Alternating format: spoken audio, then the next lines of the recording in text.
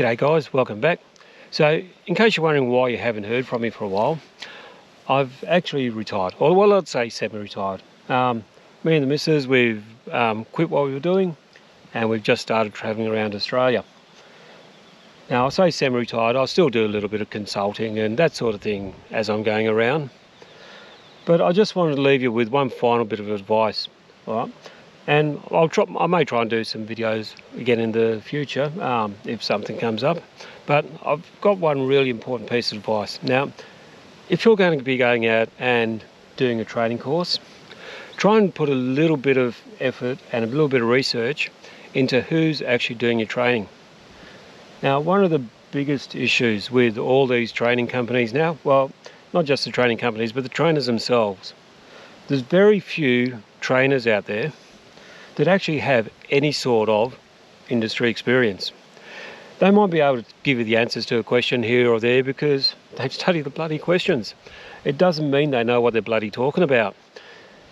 Make sure you get someone who's had a little bit of experience. Ask them some questions, and if they can't answer them, they're probably not the right bloke to be teaching you how to do this anyway. Just be very careful. Some of the things I've heard some trainers telling people is absolutely bloody ridiculous. Some of the things they tell you, I mean, if a bloke spends most of his time in a training course talking about himself and what he's done, I pretty much guarantee you he's just regurgitating some stories he's heard from other people. They really have no idea. They've got no appreciation for what we do in the crane and the rigging industry, and they think just studying a book is going to teach them.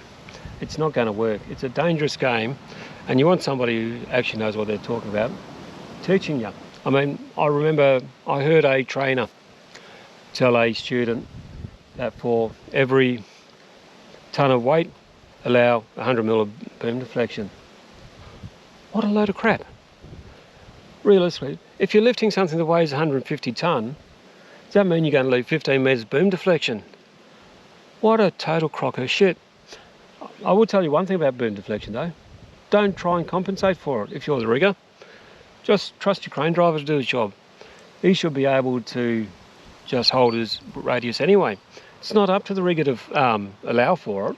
It's up to the crane driver to know how to drive the bloody crane. Some of the new cranes now will even do it for them. They wonder why there's such a big loss in skill set in industry nowadays. It's because the idiot trainers that don't have a bloody clue what they're talking about, teaching people how to drive a bloody crane or how to do dogging or how to do rigging. I mean, I know blokes who've never ever spent a day under the hook teaching this stuff. How do they do it? They're not supposed to. You're supposed to have industry experience. But all they do is bullshit to WorkSafe. WorkSafe obviously don't do the checking up, or they take everything on face value. Because I can tell you, a 2-second conversation with some of these people will tell you they don't have a bloody clue what they're talking about.